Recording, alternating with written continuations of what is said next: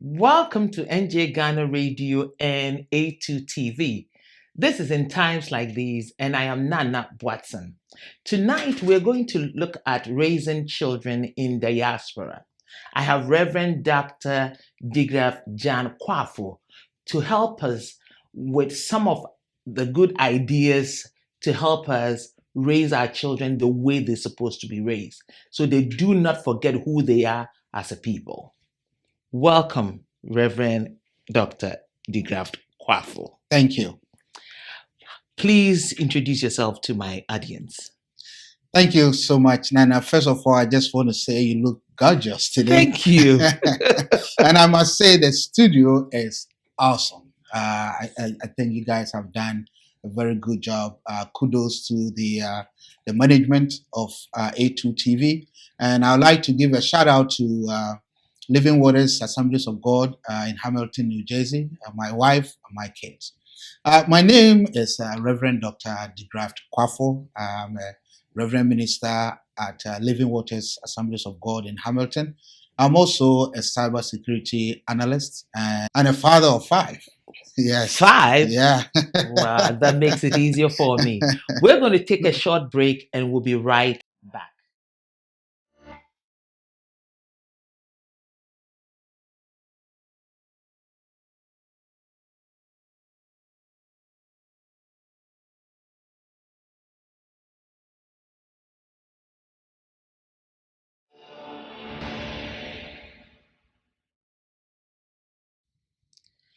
Welcome back to NJ Ghana Radio and A2 TV. This is in times like these. Just as I said, I have Reverend Dr. DeGraff Kwafu with me tonight to look at how we raise our children in the diaspora.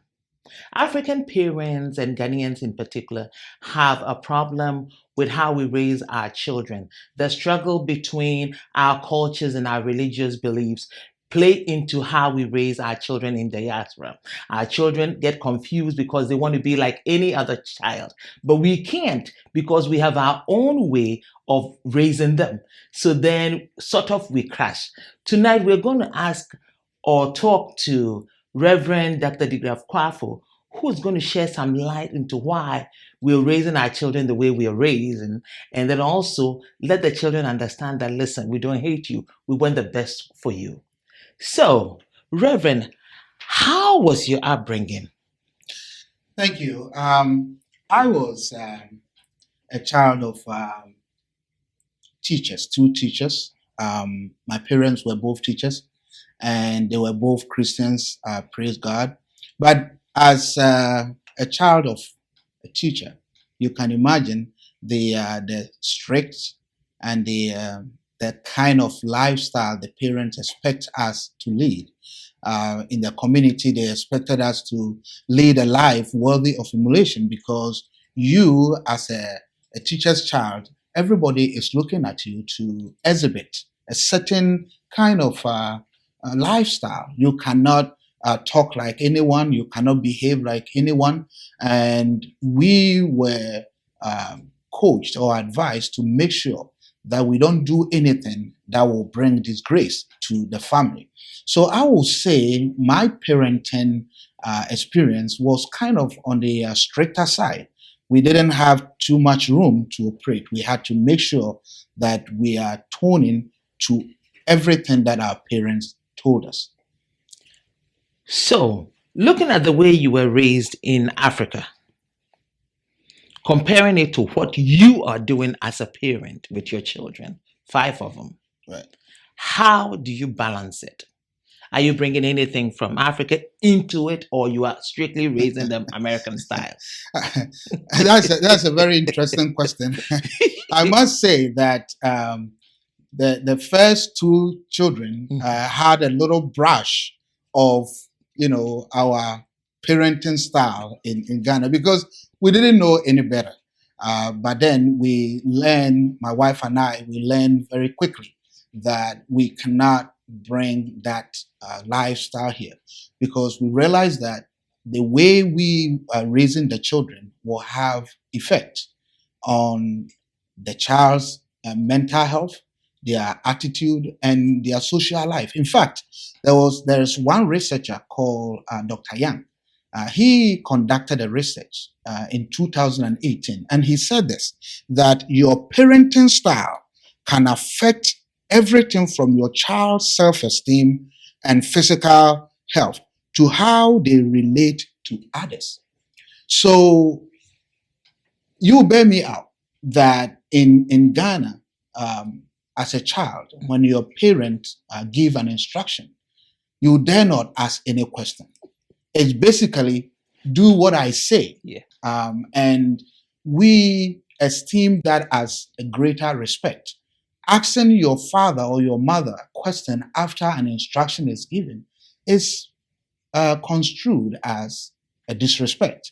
And therefore, in my case, we didn't get opportunity to do that. But then here, we realize that that is not how the people who live here are raising their children. They allow them to ask questions.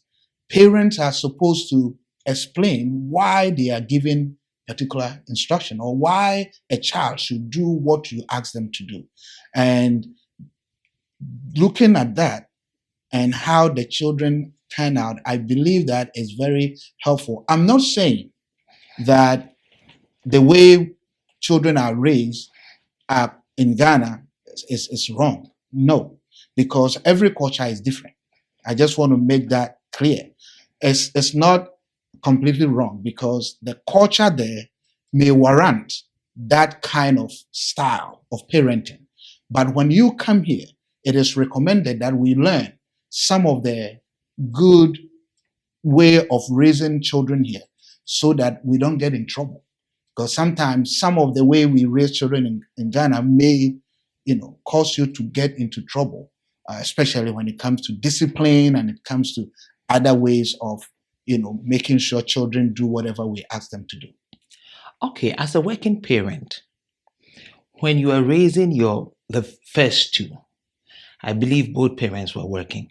How did you go about it? One worked in the morning and the other at night, or you had babysitters? That is raising children in a diaspora. One of the biggest challenge is the babysitting, the initial part before they go to school. It's a challenge for many parents, but every parent has a way of doing it. Some couples, run shifts. One will work in the morning, one will work, in the evening, so that they take turns in taking care of the children. Others may take the child to a babysitter. Sometimes a grandma somewhere who is able to take care of them, you just drop them off, they take care of the child. Others who have the means of, paying reasonable amount of money can take them to a daycare, organized daycare like Goddads and other ones that we see around that pay charges like 1,500 a week. In my case, first of all, I didn't have the resources. So my wife and I, we made a very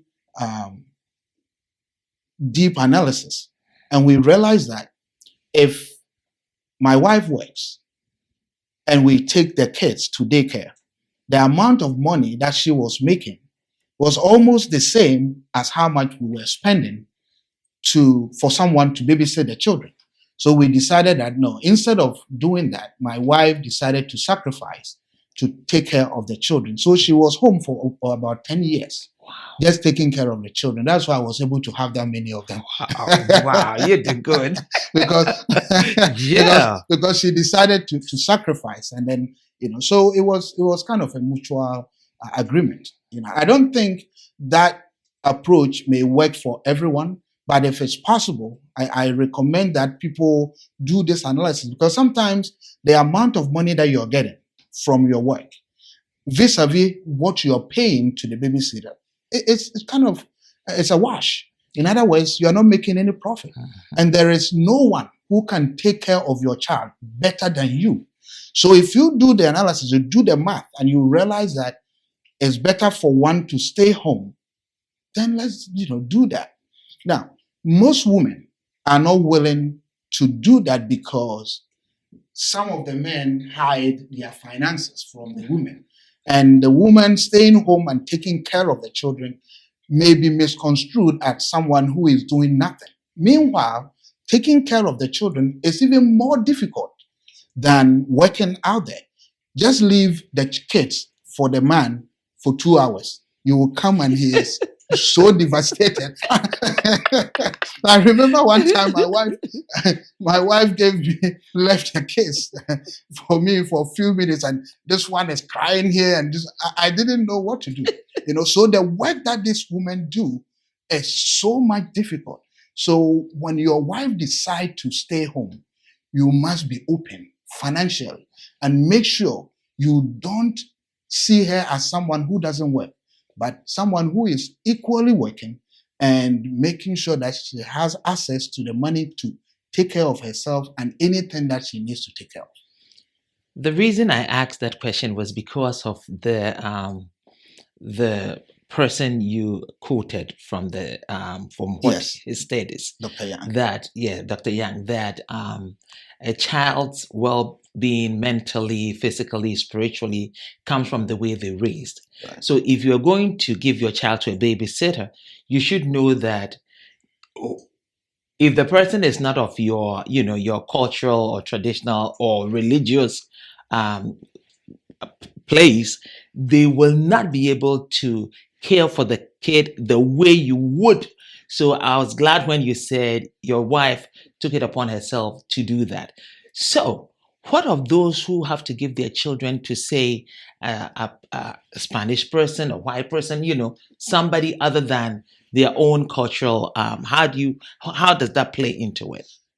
I'm glad you're asking this question. In fact, if you are in a diaspora, you cannot, in many instances, avoid giving your child to someone to take care of for some days or for some time. But I would recommend that we do our due diligence. We have to investigate to find out how this person is taking care of the children. In fact, we had a very bitter experience. One of our children, whom we took to a babysitter, after some months, it turns out that when we drop her off in a car seat, she sits in that car seat until we pick her. Wow. Because one lady who was a friend to that family intentionally went there, tried to monitor what goes on when these kids are dropped off. And this lady had about 4 or 5 children that she was taking care of. And when we drop her off, she just leave them in there. And sometimes when we pick the child up, the food that we even brought, we still have that food with us. So we don't even know if that child was properly fed. See, and that difficulty, the restrictions that the child is going through while she's sitting in that babysitter is building some resilience. Exactly. And some mental development going on that you will never see until after some time. So as soon as we found out about that, that was one of the reasons why we made a decision that no, we need to do something different. So I recommend that individuals investigate, whether it's a formal school, whether it's a properly well-known daycare center. Please do your due diligence. Ask people who have taken their children there. Ask some of the children if it's possible. I mean, if it's a school, ask parents who have dealt with them before to see how the school is before you make that decision. Don't just base it on the cost alone, because sometimes you get what you pay for. Exactly. Well, we're going to take a short break and we will be right back. Remember, this is in times like these. I'm Nana Watson with Reverend Dr. John Kwafu looking at raising children in diaspora. I wanna share with you, and you can share with me. Come, let's share together. Oh, KTA Mobile, KTA Mobile. Technology worth sharing. It's the future.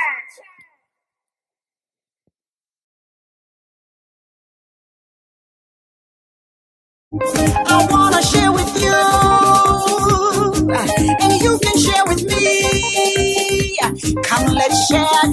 together. Oh, KTA Mobile, KTA Mobile. Technology worth sharing. It's the future.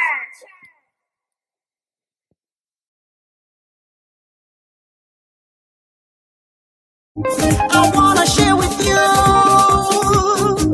and you can share with me. Come, let's share together. Oh.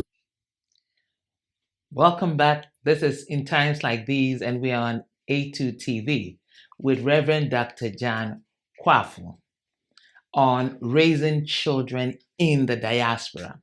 Reverend, how are you balancing the religious part of you because you're a Reverend minister, you are Ghanaian and African, and the American style all together with the children? Yes, I think that every parent wants to raise his or her children in such a way that they will turn out to be responsible adults. And that is all we are praying for. So in my case, we focus first of all on their spirituality. Okay. So we make sure that we are praying with them, we are sharing the word of God with them, the devotion, and also we are taking them to church. When they are little, when they are young, going to church is easy. They all come along. But as they grow, individual opinions and desires and what do I say? Individual desires and their aspirations change, and therefore we have to continue to encourage them to go. We have one of our children who is in college now. She started like a student union in a college, and she has quite a number of students who are attending. She is the president now, and I think it has come to stay. When she leaves, someone else will continue. So that is a kind of the result of the seed that we sown in her. Now there is another one who goes to high school, and there is a student union there, but mommy has an agreement with him to go with his friends, and if he goes, mommy will give him some stipends, So sometimes you will want them to all love to go and pursue the ministry wherever they are, but sometimes as they grow and they come in contact with friends and stuff, their priorities change, and therefore we have to continue to use different means to encourage them to pursue Christ. Another priority of ours is also to make sure that we have an open relationship. In other words, we allow them to ask questions. When we issue instructions, we are open for questions so that we can explain. In fact, most of the time we even give the reason why we are giving you this instruction. I quite remember I think two of our girls, at some point, we didn't allow them to go to sleepovers. We didn't want them to have sleepovers. And some of their friends were doing it. So we sat them down and we explained why we are not allowing this time. But from time to time, we allow one particular family to come over, and they were also allowed to go to that particular family. But they were not allowed to just come from school and say, oh, I want to go and have a sleepover in this house. I want to go and sleep over in this house. Because every house that your child goes to, there are certain behaviors and attitudes there that they may pick. And we had to be sure that we are familiar with the family. We know what they believe in. We know what they are doing before we allow our children to go there. So you have to have this open relationship with them and make sure you are explaining yourself. We also make sure that we are involved in their education. When they go to school and they come back, we want to talk to them and make sure they are okay. We find out if everything was all right, everything went when okay, we need to talk to them. Mommy is very good at that, trying to, get stuff from them. These kids, sometimes when you ask them questions, they just give a very, very short answer. How was school? All right. And they develop this big voice. We don't know where they get them from. It's all right. Is everything good? Short answer. How was class? Good. But then you have to poke more. You have to ask more questions so that you can, understand what they are thinking. Because sometimes they might have been bullied or something has gone wrong and they are trying to internalize it. And if you don't unearth that thing within them and try to either diffuse it or advise them as to how to handle it, it can damage them. So we try to talk to them in that aspect. So I've talked about the religious aspect. I've talked about open relationship, and I talked about being able to, talk to them about their school. And we also try to get involved in their extracurricular activities, especially if your child is an athlete. Try to do your best to be in some of their games. We didn't do too well following all our kids in the athletics activities because they understood that work did not permit us. But when possible, we always try to be there with them. I know there are many ways or many things that we did, but I can't enumerate all of them. But these are some of the most important things that we did to make sure that they come out the way we believe God wants them to be. Did you put any of our cultures in them, or they're strictly American children? No, I mean, one interesting thing is that even because of our accent, right? Even though they all speak with American accent, their teachers were able to deduce that their parents were foreigners because our language was kind of brushing into the way they were pronouncing some of them. Remember, we were talking to them and we were pronouncing all these words wrong. The hippopotamus and the... and the aluminum. I keep saying aluminium. Aluminum. I'm yes, like, please leave me alone. So when they hear this from us, they go to school. They try to pronounce some of these things there. But then with time, they are able to fix it. So now, all the time, they are teaching us when we say something, they say, oh, no, we don't say it this way. Apart from the language, I will say that we failed somehow to teach them our local dialect. We didn't speak it much. So they didn't pick it.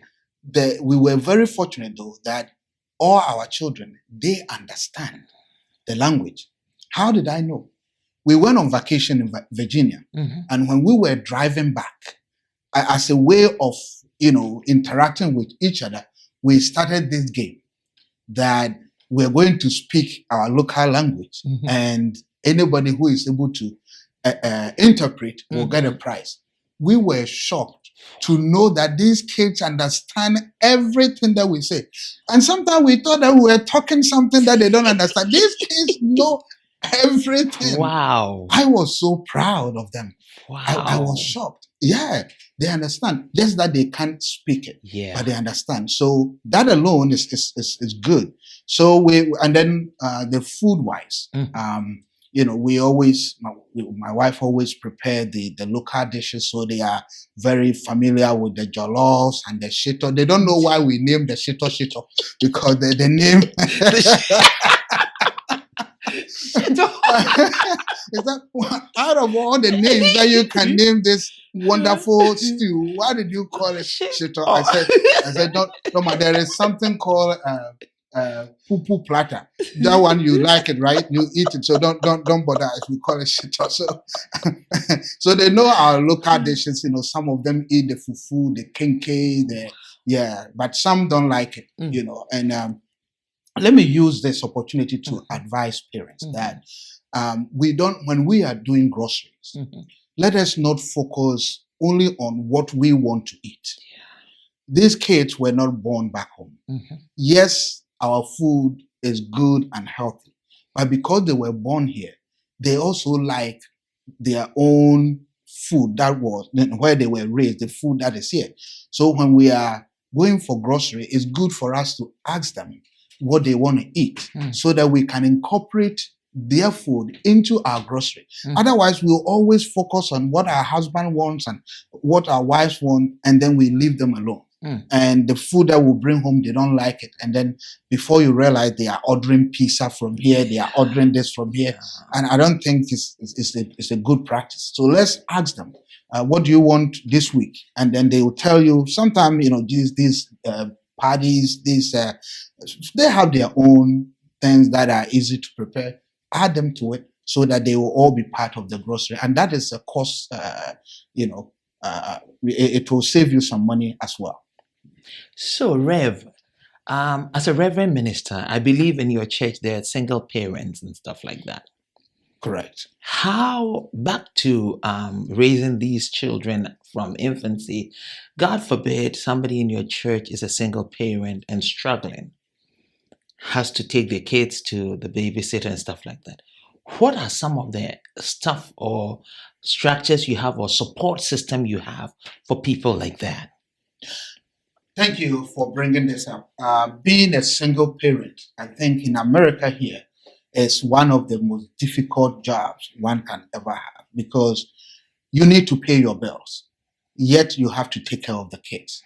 How are you going to do the two? So I am appealing to all individuals in the same faith, in all ministries. If you have some single parents in your church, in your ministry, please encourage other families to at least be there for this single parent. You can just ask the single parent, bring your children for one day. Take them for a few hours. Take them for a day, so that this single parent will have one day to herself to take care of certain things that she wouldn't be able to do otherwise.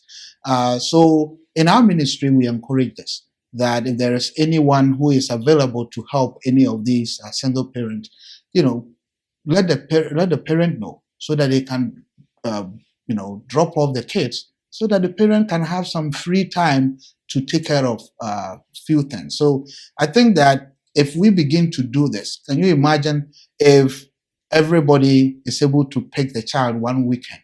Can you imagine the amount of time, free time you will have to take care of certain things that you wouldn't be able to do otherwise? Yeah. So I encourage individuals, that is a service, service to man, a service to God. I think that we shouldn't just be focusing on ourselves. We should look beyond and see how we can help other parents to ease their burden. When Jesus said that, come unto me, Jesus is working through men, working through all of us. And we can be there. We can be the hand of Jesus. We can be the feet of God to serve humanity. So let's be there for these parents, because their job is very difficult. How about culturally, as Ghanaians or Africans? Is there any way that we can, let's say the person is not in church, can we as a community help raise these children so they don't fall along the way? I think it's very typical among the Ghana community that every child belongs to everyone. Yeah. We live, we have such a strong connection, and if I see your child, I see the child as mine. In fact, it's the same in Ghana, even in fact more so in Ghana than here. And I think that is one thing that, if we want to carry something from Ghana here, I think it's one thing that we can do as a community. We need to be there for every child or every parent, because sometimes a child may be exhibiting a particular behavior. A parent or the parents may talk about it many times. The child will not listen, but someone outside may be able to influence the child out of that behavior.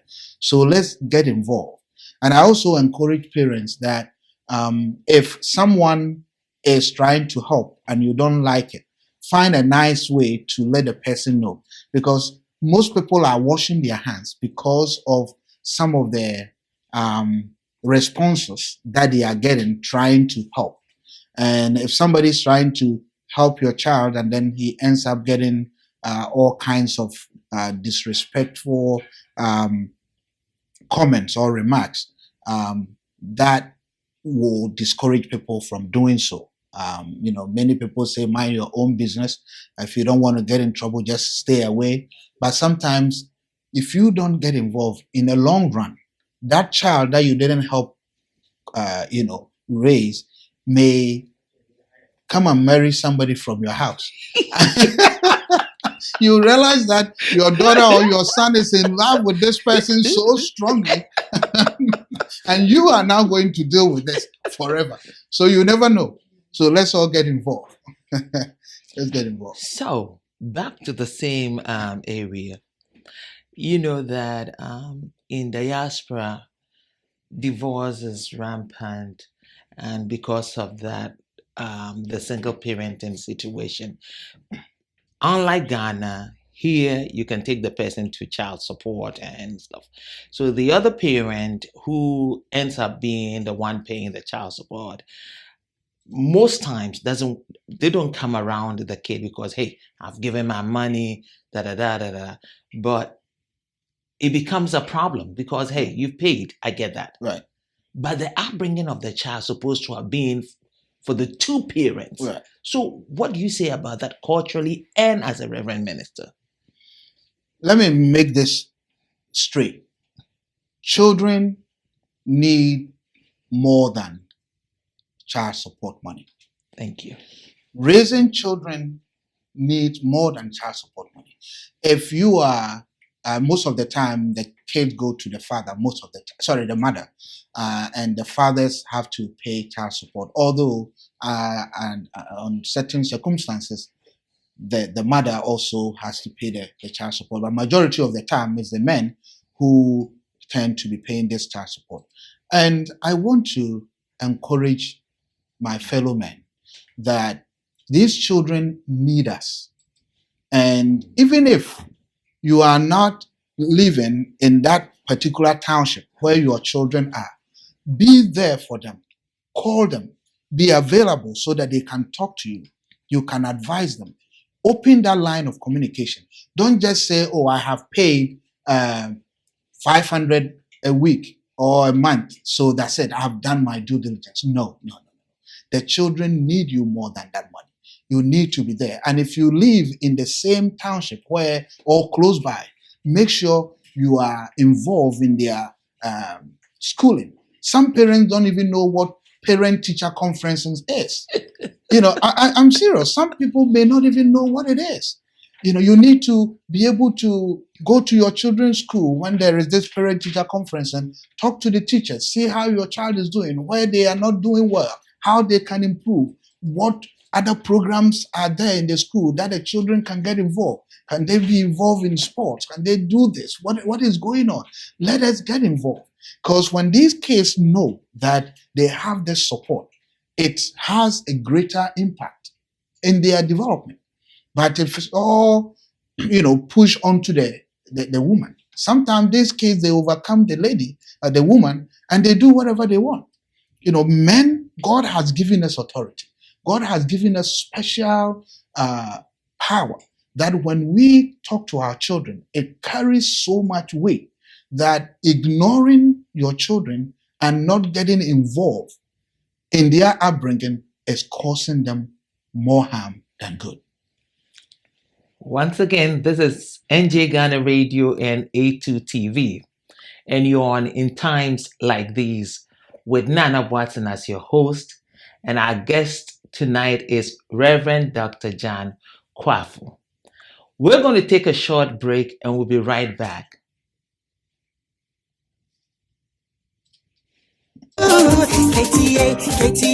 KTA Mobile, KTA Mobile, technology worth sharing. It's the future.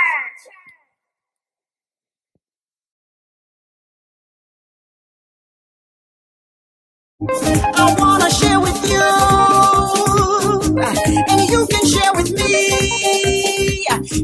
let's share together. Oh,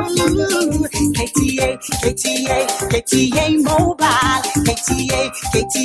KTA Mobile. Technology worth sharing. It's the future.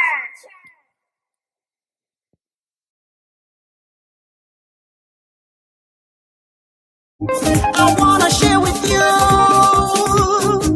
and you can share with me. Come, let's share together. Oh, KTA Mobile, KTA Mobile. Technology worth sharing. It's the future.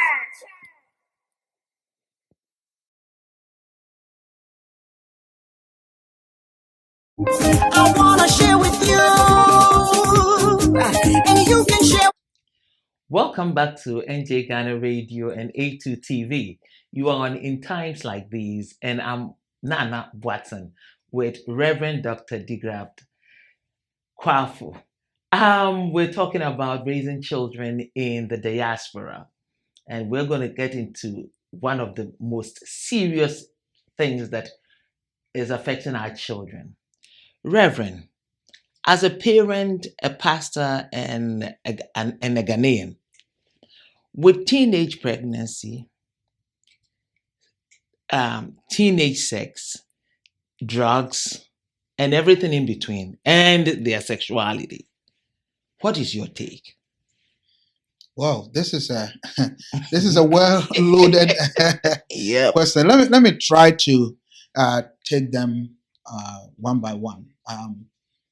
I think that every parent wants their child, when you talk about teenage pregnancy, every parent wants their child to grow and get married and begin to have children. But sometimes things happen in between, and if your child get pregnant before they get married, I would like to advise parents to welcome these children wholeheartedly.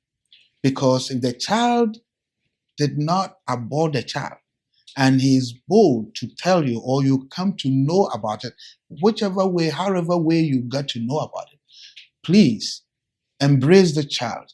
Don't shun them. Don't ignore them. Don't be angry at them. Because as one pastor said, the process may be wrong, but the product is not wrong. Every child that is formed in a woman's womb is known by God before they were born. And God has an assignment for that child. So who are we to condemn that child? So let us not discourage the children, because in doing so, we can create more problems. Now, when it comes to drugs, and sometimes you see some of these teenagers picking up the dressing style here with a lot of rings and dreadlocks and stuff. In fact, when I came to this country, I had a cultural shock myself. I mean, seeing a man wearing earrings was not something that I took lightly. But with time, I come to understand that okay, it's not that crazy, but excessive dressing is concerning. If you have a child with so many rings, some nose, if they have one earring somewhere, it's just a fashion. When we were little, I remember I had very beautiful hair. I had waves, and if you see my waves, I go to a place that they put some this black cream in there, and it was amazing. Wow. So it's a phase that we all go through, and I think that these teens also go through a phase. So if they have one earring somewhere, just encourage them not to do more than that. And then as you get them closer and as they grow and mature, they will grow out of it. Let us not drive them away. And I want to encourage our fellow Christians. Sometimes some of these children, although they may have this kind of dressing, they will come to church and want to serve and want to play the drums and the guitars and to sing. But when they come, our attitude towards them drive them away. When we do that, where are they going? There is nothing good out there. Yeah. So it's safer for them to be in the house of God where they can get some word of God in them to guide their lives in the future. Let us not just look at the present, but look at what the word of God will do to them, the influence that the word of God will have on their life in the future. And let's welcome them and, counsel them if there is some excesses in certain areas. I always say, I don't like tattoos. If you put them somewhere that I don't see, I can't comment. But then, let's talk to them. And the fact that you talk to somebody doesn't mean that they're going to take all of them. If they disobey certain areas, continue to encourage them. And then with God, they will change along the way. They will mature and grow out of it. Let us not drive them away. The last thing I want to talk about, you mentioned sexuality. Yes. That is very serious.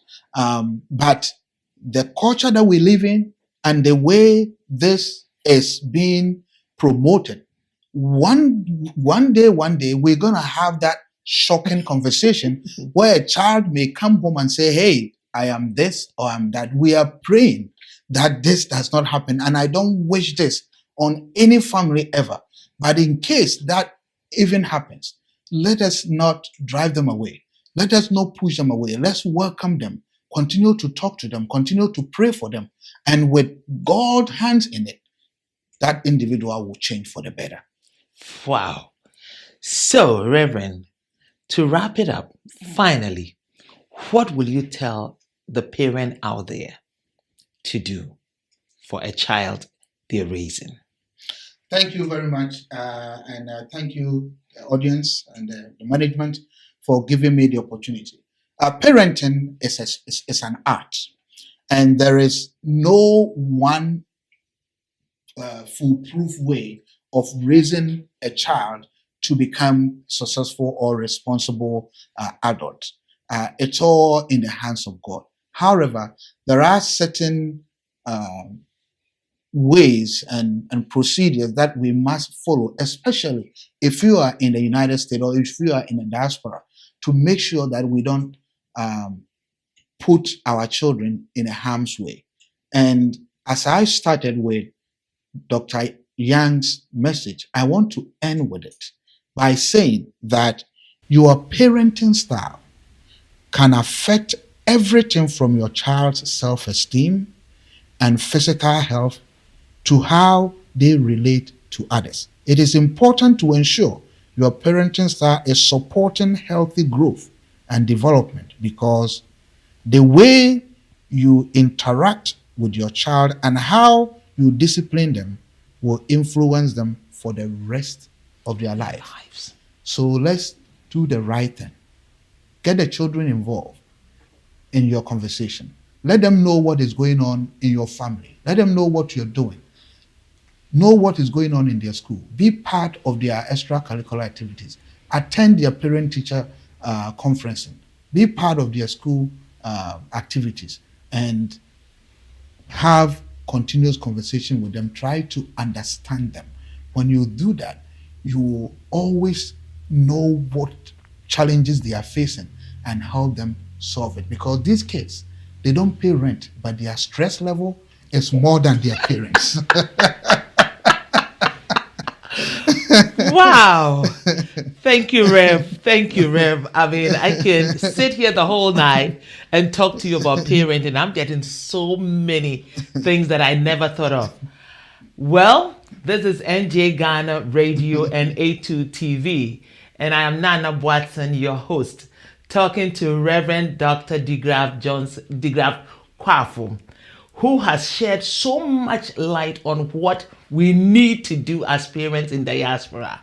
So, catch you next time at 6 p.m. on Saturday. We're always here to give you some insights into what's happening in your neighborhood and in my neighborhood. This is In Times Like These.